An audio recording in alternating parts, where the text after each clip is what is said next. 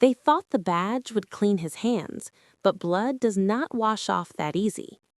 A Dutton wearing a U.S. Marshal star was never going to be simple paperwork and quiet transfers. It was always going to be war with rules, the kind of war where every move is legal but nothing feels right. In this story, the law is not just a system, it is a weapon, and the man holding it is still trying to figure out which side of the fence he stands on. Section 1. The Badge and the Bloodline. The trailer opens with a truth nobody wants to say out loud. Marshals uphold the law, but the Dutton name has always upheld something else: land, legacy, control. When those two worlds collide, something has to break. And in Trailer 2, it becomes clear that the breaking point is closer than anyone expected. Casey steps into the U.S. Marshals unit like a man stepping into a storm he knows too well. The others see a recruit, a former rancher, a man trying to start over, but they also see the last name, Dutton. It carries history like a scar across Montana. Some respect it, others fear it, a few want to test it.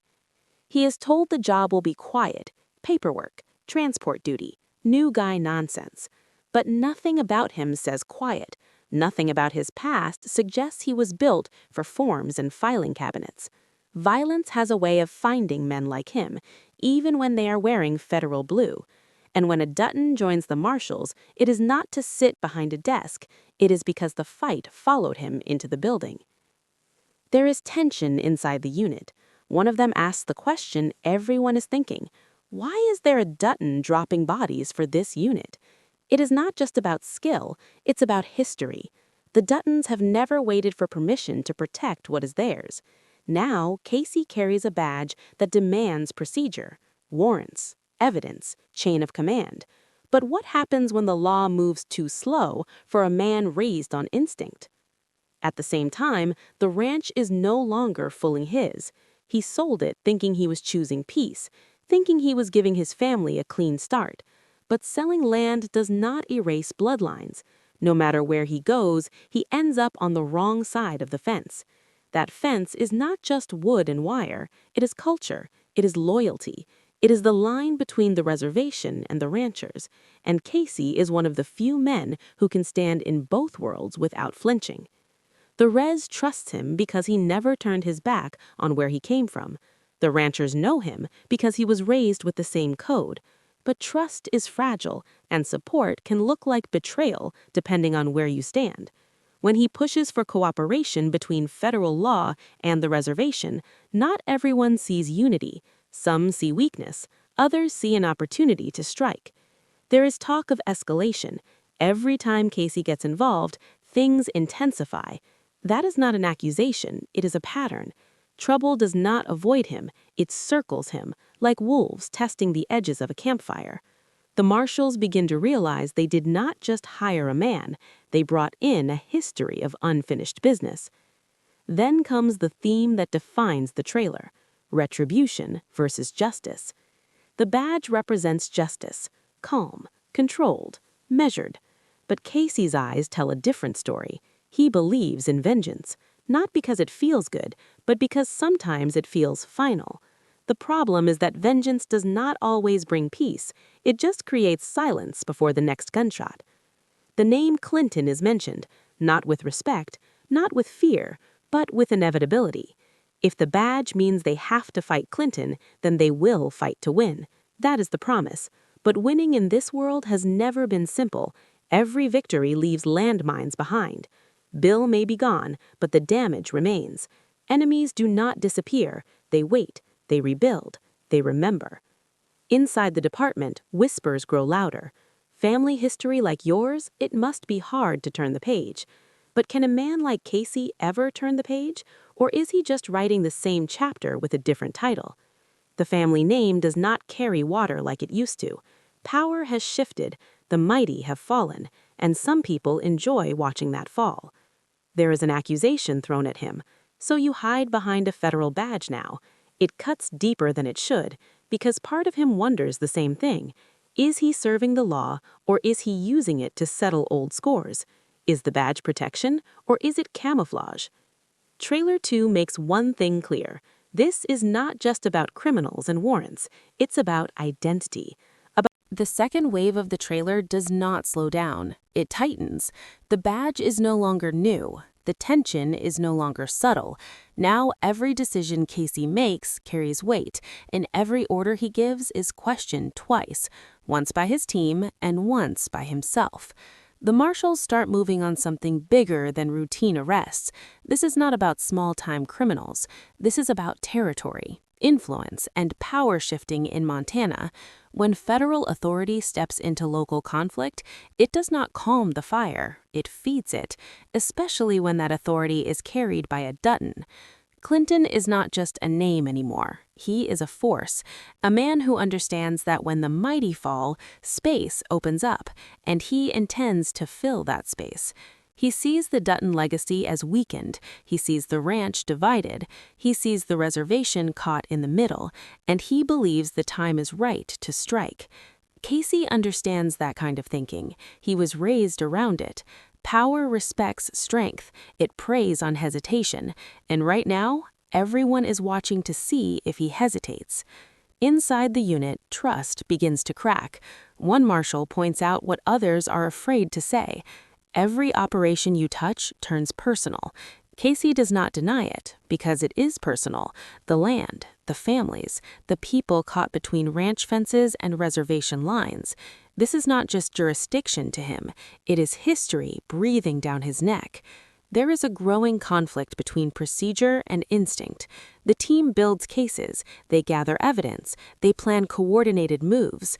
Casey listens, he nods, but when the moment comes, he moves faster than the plan allows. Not reckless, just decisive. The kind of decisive that makes commanders nervous. He is reminded that retribution is not justice, that vengeance does not belong in federal service. He hears the words, he understands them, but he also knows that sometimes the law arrives after the damage is done, and in that gap, men like Clinton build empires. The reservation feels the pressure first. Federal presence increases. Questions are asked. Old alliances are examined. Some tribal leaders appreciate the support. Others see it as interference. Casey stands in meetings where both sides look at him like he owes them something, because in a way, he does. He is the bridge, but bridges take damage from both directions. At home, the weight follows him.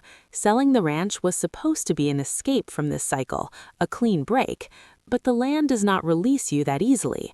Memories do not respect contracts, and enemies do not forget your last name because you signed papers. Whispers about Bill resurface. Bill might be gone, but the landmines he left behind are still buried. Old deals, old grudges, old blood spilled in the name of survival. Casey starts uncovering threads that connect current violence to decisions made years ago, decisions tied to his family. The unit realizes this is no coincidence. Clinton is not just pushing for territory, he is targeting weak spots in the Dutton armor. He is testing Casey not just as a marshal, but as a son of that legacy. A major operation is set in motion. High stakes, multiple targets, coordination with local law enforcement, everything by the book. Casey is put in a position of command. This is the moment that defines him, not as a Dutton, not as a rancher, but as a marshal. Before the operation begins, one of his team members pulls him aside. Family history like yours, it is hard to turn the page. The words are not judgment, they are warning, because if Casey cannot separate his past from this mission, people could die, and that's the real fear. The night of the operation feels different, tighter, quieter, every sound amplified. Casey gives the order to move. His voice is steady, professional, but behind it is something deeper, a line he knows he is about to cross. Clinton anticipated the move. Of course he did. Information leaks, positions shift. What was meant to be a clean arrest turns into chaos. Shots fired, smoke, confusion. The Marshals fight to win, just like promised, but winning is messy. In the middle of it, Casey locks eyes with a man who shouldn't be there, someone connected to his past, someone who reminds him that this conflict is layered with more than crime. It is layered with betrayal. He has a choice in that moment: follow protocol, secure the perimeter, or chase the ghost from his family's history. He chooses. The operation ends, but not clean, not complete. Clinton escapes, one suspect is in custody, and one of Casey's own is injured. Not fatal, but serious enough to change the mood inside the unit. Now the whispers turn into direct confrontation. Did you go off plan? Did you pursue something personal? Casey does not offer excuses, he offers results, but results do not erase doubt. The higher-ups start watching him closer. A Dutton with federal authority was always going to attract scrutiny. Now they're asking if the badge is controlling him or if he is using it to settle unfinished family business. Meanwhile, Clinton sends a message. Not loud, not public, just clear. You still have a long way to go before you make it down to me. It's not just a threat, it's a challenge. Casey stands between two identities that refuse to merge: the Marshal who believes in law, the Dutton who believes in finishing what was started, the bridge between the res and the ranchers that is beginning to crack under pressure. And as the trailer builds towards its final act, one question rises above all others. If justice moves too slow and vengeance moves too fast, which one will Casey choose when the next bullet has his name on it? The third part of the trailer does not shout. It breathes heavy, the kind of heavy that comes after gunfire, when the smoke clears and the consequences start counting themselves. The failed capture of Clinton changes everything, not because he escaped, but because he proved he could. Now the message is clear. The Dutton name is not untouchable, the badge is not unstoppable, and Montana is watching. Inside the Marshals unit, the mood shifts from confidence to calculation.